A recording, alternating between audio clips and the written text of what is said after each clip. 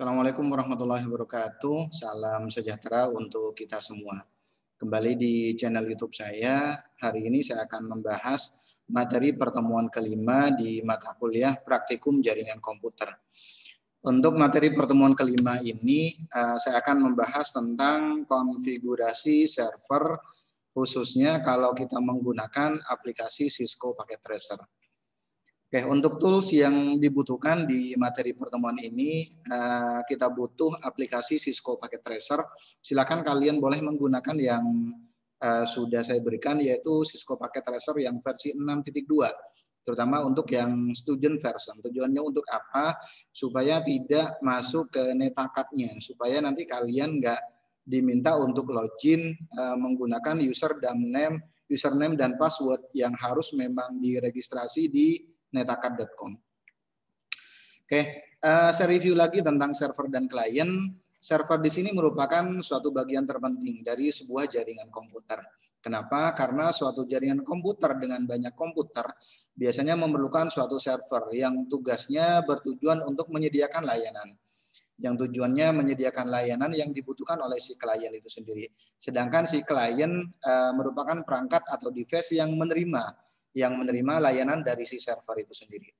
Oke, beberapa layanan yang ada di server, contohnya yang pertama ada konfigurasi DNS, bagaimana mentranslasikan suatu domain yang tadinya terdiri dari IP address dirubah menjadi suatu domain. Domain di sini nanti tentunya menggunakan huruf. Oke, kenapa? Karena pada prinsipnya manusia lebih mudah ngafalin huruf daripada ngafalin angka. Dan ini pun sudah saya praktekkan baik menggunakan Cisco Packet Tracer atau konfigurasi di sistem operasi Linux. Selanjutnya kita nanti masuk ke konfigurasi berikutnya, konfigurasi DHCP atau Dynamic Host Configuration Protocol. Untuk pertemuan kali ini nanti saya akan praktekkan bagaimana caranya konfigurasi server di aplikasi Cisco Packet Tracer. Berikutnya nanti ada beberapa layanan server, contohnya web server dengan HTTP dan yang lain-lainnya.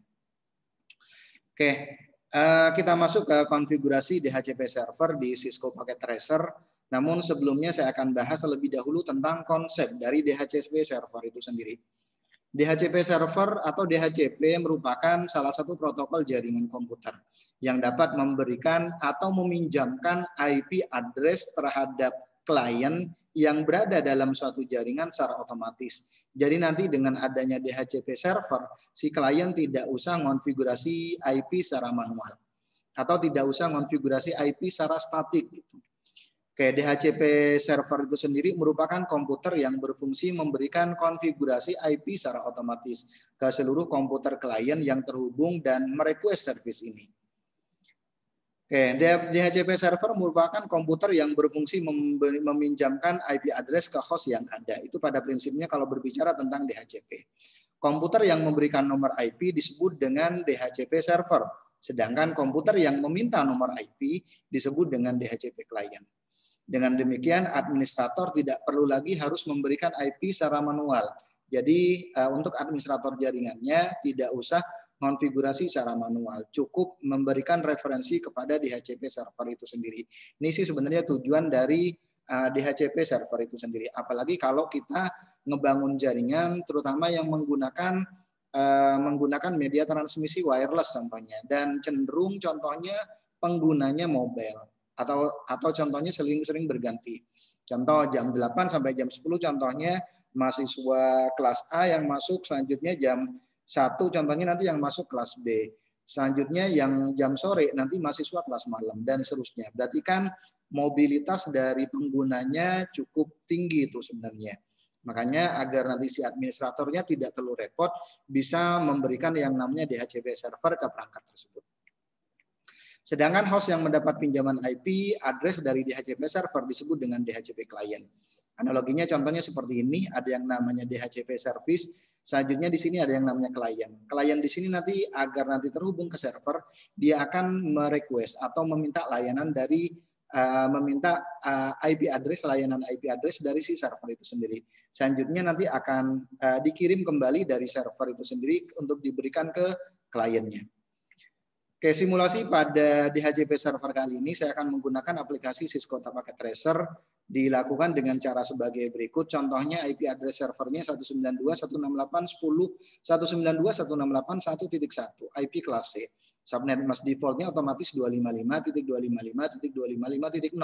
Selanjutnya gateway-nya anggaplah 192.168.1.0. Atau gateway ini sebenarnya bisa disamakan dengan IP address servernya. Selanjutnya IP address yang nantinya akan saya berikan, contohnya DHCP rank-nya nanti akan saya berikan dari 192.168.1.2 contohnya. Sampai dengan 192.168.1 berapa gitu yang kita butuhkan. Biasanya karena IP address pertama sudah dipakai di server, untuk DHCP rank-nya bisa kita gunakan dari 2 sampai sekian, contohnya sampai 254. Oke, contoh kurang lebih untuk simulasinya kita gunakan seperti ini untuk topologinya. Topologi yang kita gunakan kurang lebih seperti ini. Kalau menggunakan topologi seperti ini, berarti kita menggunakan topologi star atau topologi bintang seperti yang sudah dijelaskan di materi sebelumnya.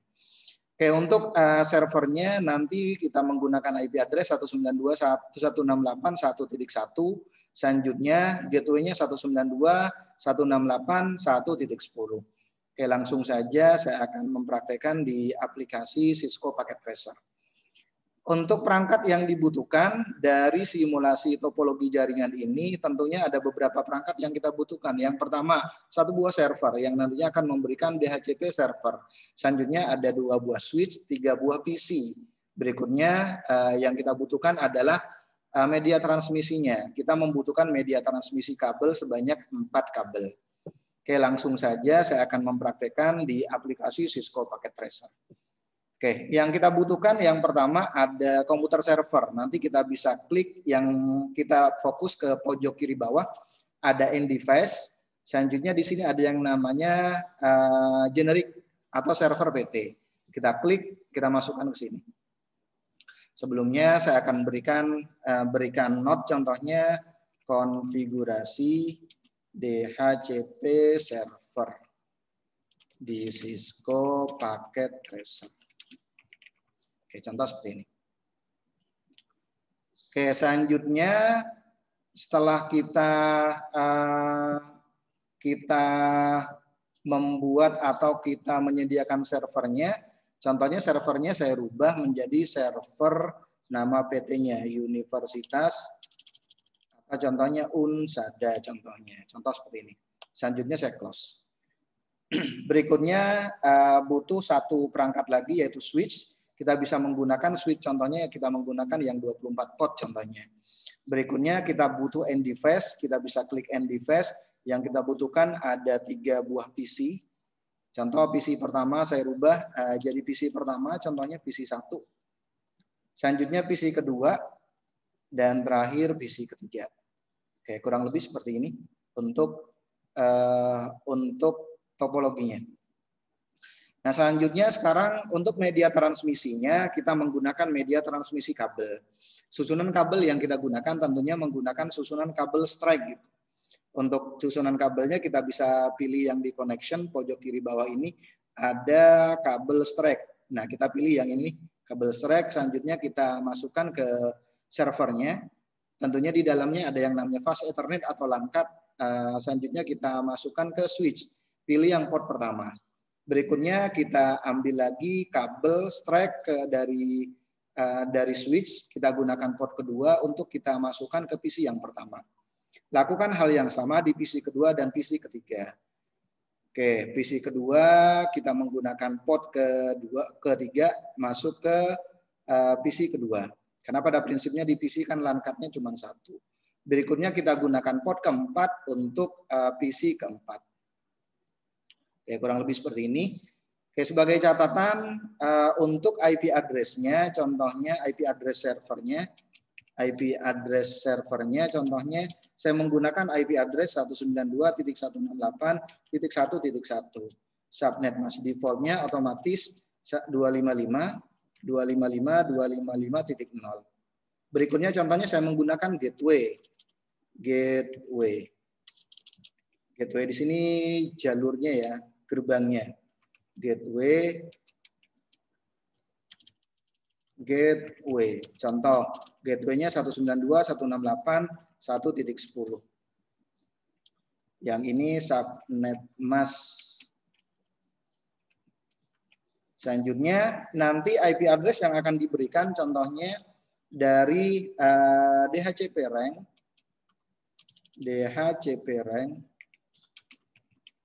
dari contohnya 192.168, saya hanya akan memberikan 9 klien aja, contohnya dari 1 sampai 2 sampai dengan 192.168.1.9 karena yang 10 sudah dipakai untuk gateway. Ini kurang lebih untuk topologinya.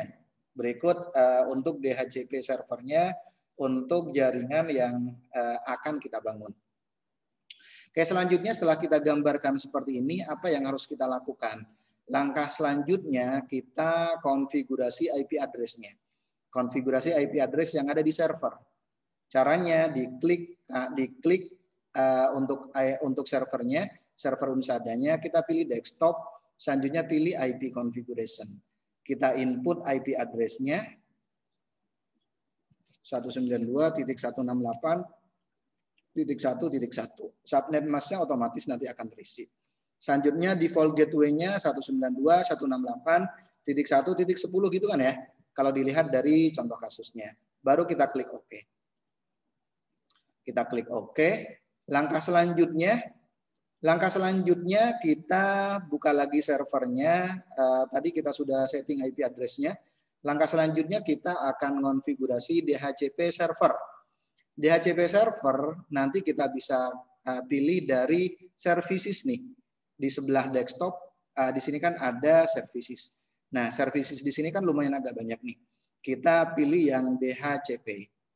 Nah, selanjutnya services-nya di on untuk yang DHCP-nya.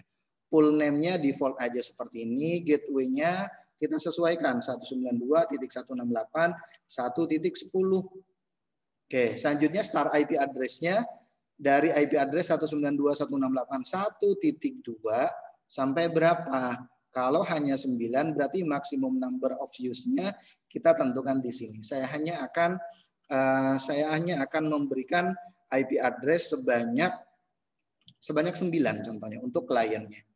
Oke, jadi sekali lagi yang perlu kita konfigurasi nanti di services adalah DHCP servernya, DHCP-nya, service-nya di on, full name-nya default seperti ini, default gateway-nya sesuaikan dengan yang tadi sudah kita konfigurasi.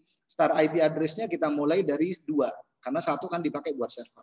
192.168.1.2. Subnet mask-nya default seperti ini, maksimum number-nya karena saya akan memberikan hanya ke 9 klien aja. Baru kita klik save. Oke, kalau sudah di close, kita balik lagi ke topologinya. Kita klik close kalau memang sudah dikonfigurasi. Nah, sekarang efeknya seperti apa? Sekarang kita tes dari klien. Dari klien caranya seperti apa? Kita klik PC pertama, selanjutnya kita setting IP address-nya, pilih desktop, pilih IP configuration. Nanti ngaruhnya pas di sini. Kita pilih yang DHCP. Nanti otomatis dia akan merequest IP address-nya. Dia dapat IP address 192.168.1.2. Oke, ini kurang lebih untuk IP address-nya. Dia dapat IP address 192.168. Oke, ini kurang lebih untuk IP address-nya 192.168.1.2. Oke, ini kurang lebih untuk IP address-nya. Nah, sekarang kita balik lagi contohnya ke servernya. Tadi gateway-nya belum masuk tuh. Gateway di sini kan default gateway-nya seperti ini kan ya. Selanjutnya services-nya yang perlu kita cek, contohnya services-nya kita cek. Services DHCP. Oke, kita ulangi lagi contohnya gateway-nya tadi sudah sih sebenarnya. Oh, ini gateway-nya sudah. Oke, selanjutnya kita tes lagi dari komputer berikutnya, PC kedua. Kita klik PC kedua, pilih desktop, IP configuration. Oke, kurang lebih seperti ini nih. Selanjutnya kita pilih DHCP. Otomatis nanti dia akan dapat IP berikutnya, yaitu IP ketiga, 192.168.1.3. Nah, lakukan hal yang sama di PC ketiga. Kita pilih IP configuration. Selanjutnya, nah kita pilih DHCP. Oke, ini kurang lebih untuk yang DHCP server. Jadi si klien ini akan dapat IP secara otomatis. Nanti tinggal kita tes contohnya dari sisi kliennya. Dari sisi kliennya, contohnya kita tes koneksinya seperti contohnya saya klik PC1, selanjutnya saya pilih command prompt. Seperti ini. Contoh IP config, IP-nya 1.2, 192.168.1.2. Kita tes koneksinya ping 192.168.1.2 contohnya, enter. Baru selanjutnya kita tes ke servernya. Ping 192.168.1.1, enter. Oke, otomatis dapat nih. Oke, selanjutnya kita bisa melakukan pengiriman data untuk ke server atau ke klien-klien yang lainnya. Kalau memang sudah indikatornya sudah berhasil seperti ini. Contoh saya kirim paket data nih dari PC1 ke ke server contohnya. Nanti tinggal kita lihat dari simulation mode-nya, auto capture. Kayak kurang lebih seperti ini. Dia akan masuk ke PC1, dari PC1 dia masuk ke switch, baru nanti masuk ke server. Ini kurang lebih untuk simulasinya. Oke, selanjutnya kita lihat latihan berikutnya. Kasus 1 sebenarnya hampir sama sih dengan kasus yang lainnya.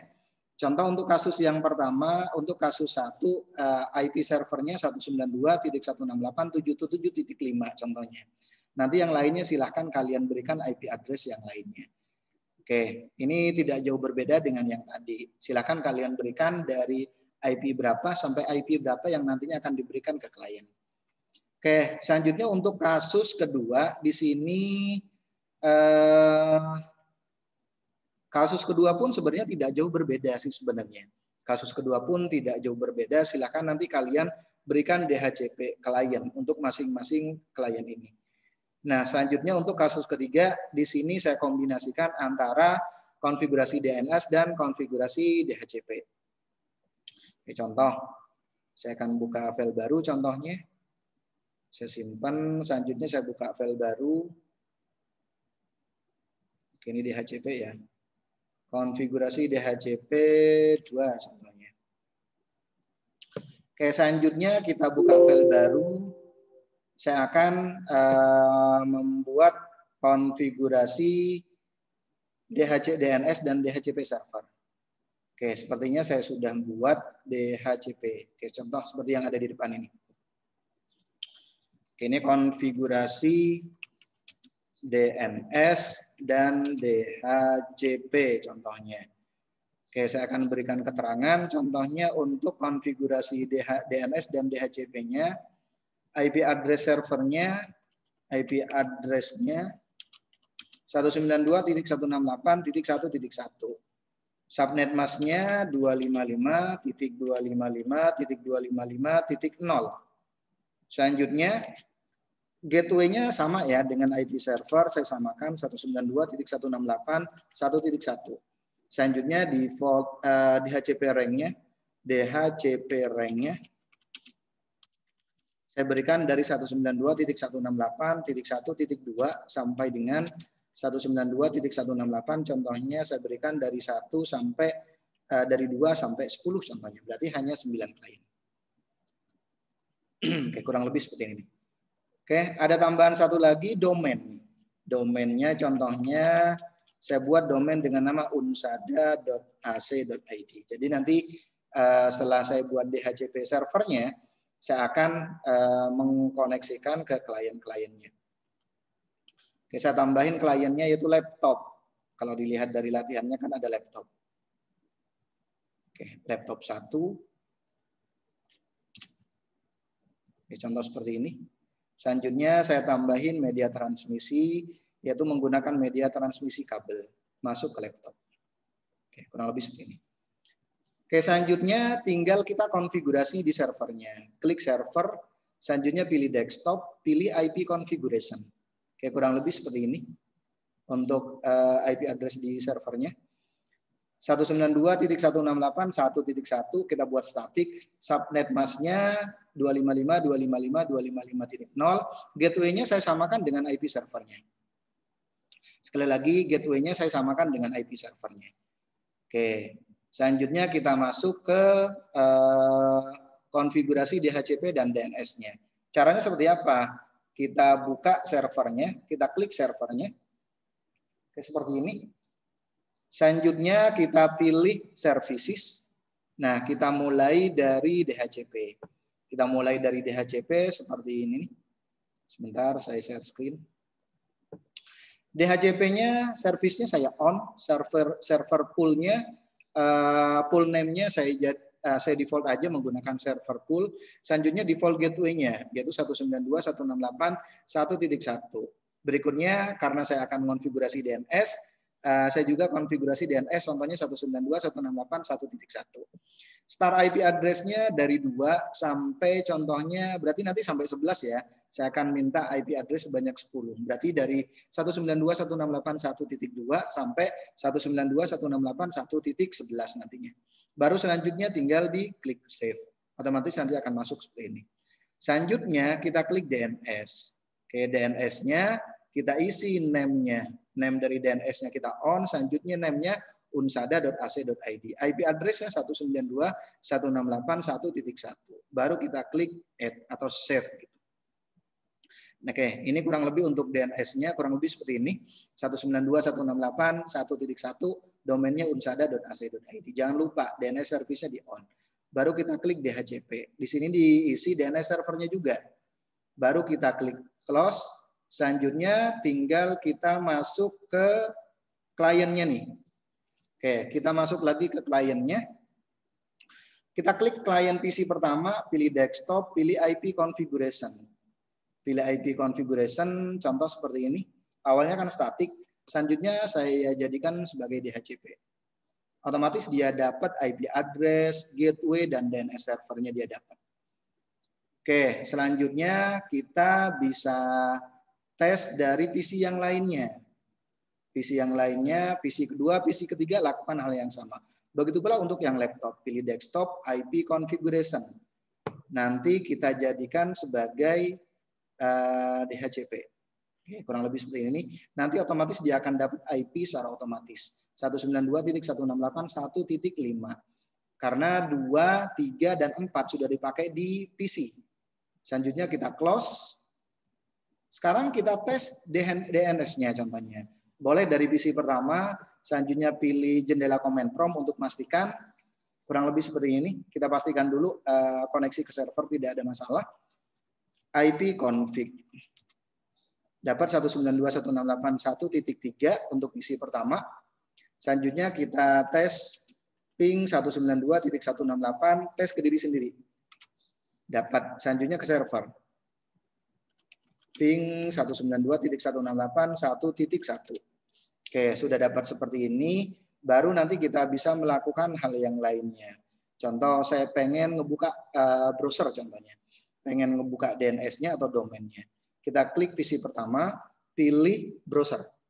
Selanjutnya kita klik domainnya unsada.ac.id. Selanjutnya kita klik go.